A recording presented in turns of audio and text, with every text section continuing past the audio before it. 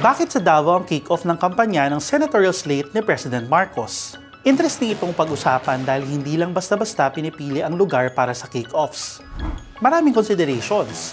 Tulad na lang kung ang lugar ba ay vote-rich o maraming botante gaya ng Calabarzon, Central Luzon at Metro Manila.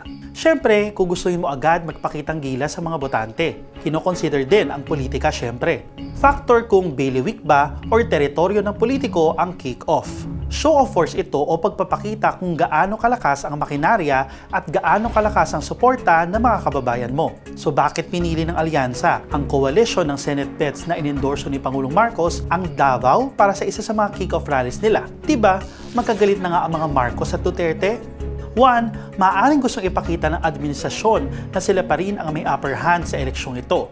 May makinarya, may pera. Mensahe rin na hindi sila natatakot kahit pa tutuntong sila sa Duterte land, which is the Davao region. Malaking stake for Marcos ang midterm elections dahil ipakikita nito kung gaano kalakas ang political influence niya bilang pinakamataas na opisyal.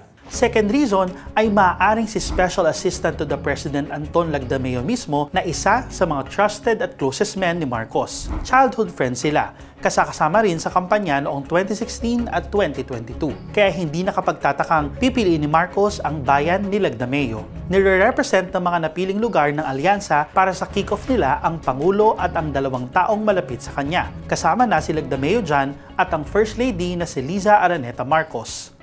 Bukod sa Ilocos na teritoryo ng mga Marcos, may kick-off din ang alyansa sa Iloilo na hometown ng First Lady at sa Carmen, Davao del Norte na bayan naman ni Lagdameo. Coincidentally, ang mga lugar ng kick-off nila ay spread out sa Luzon, Visayas at Mindanao at nasa vote-rich regions din. Interesting race ang 2025 elections. Dapat tutukan ang local races dahil may impact at epekto rin ito sa national. For one, umaasa ang mga national candidates sa mga kaalyado nila sa local races para mag-deliver ng mga boto sa eleksyon.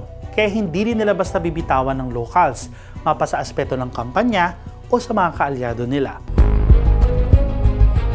This has been Jairo Boliedo. Thanks for watching.